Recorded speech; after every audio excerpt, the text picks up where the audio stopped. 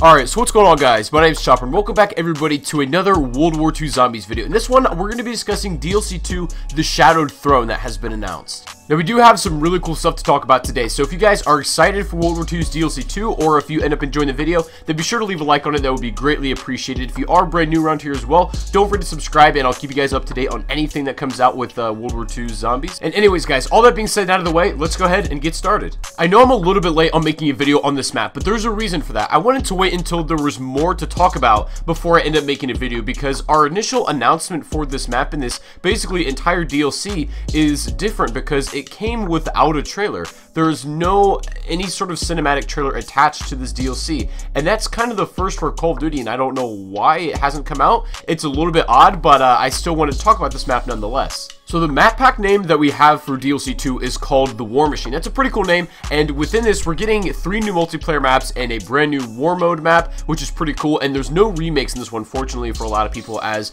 I've kind of come to see that not a lot of people enjoy remakes over and over again, and they do like brand new maps, so that's cool. There's no remakes in this one, and I don't really want to talk about that too much because I want to focus today on the Zombies map, and this is called The Shadowed Throne. Now, before we get into like actual specifics of the map that I want to talk about, I think it's best if we start with the map's description and kind of look at some pictures here. So the map's description reads as follows. The Shadowed Throne brings our heroes into the heart of Nazi Germany to confront a desperate and evil regime. Berlin is burning, and Dr. Straub's monstrous army is hellbent on purging his city of the Allied invaders. Join Marie, Drustin, Olivia, and Jefferson on their descent into madness in a city warped with terror, blood, and war, as zombies step out of the shadows of history.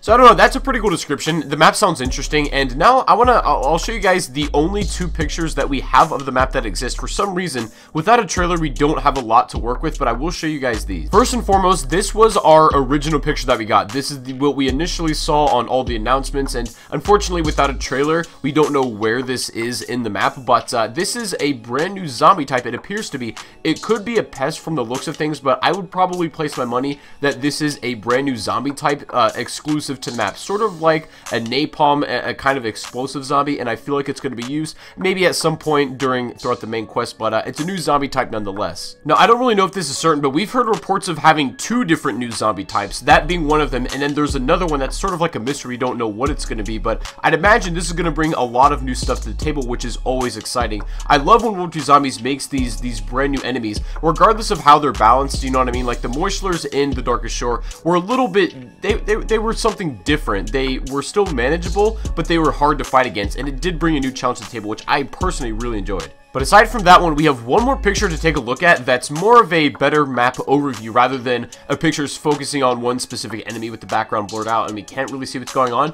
But take a look at this picture right here. Now, if you have played Black Ops 3 Zombies, then you're going to instantly, without a doubt, compare this one to a map in Black Ops 3, and you already know which one it is. That's right, we're getting Gorod Krovi remastered, baby. You know what I'm saying? Back from the dead. But real talk, these are stylized very, very similar, and instead of taking place in Russia like Gorod Krovi did, this is taking place in Berlin, previously to how I thought and theorized a couple of months ago.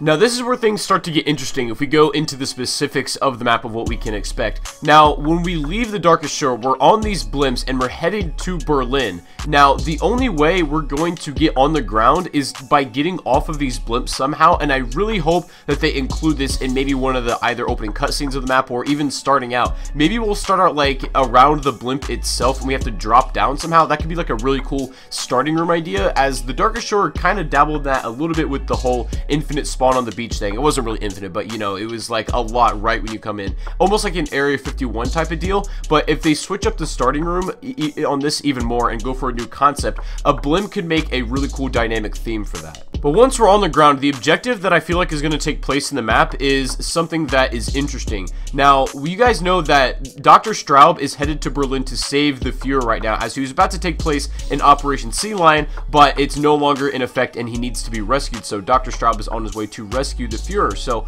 what if this main quest is going to be stopping Dr. Straub in his attempt to rescue him?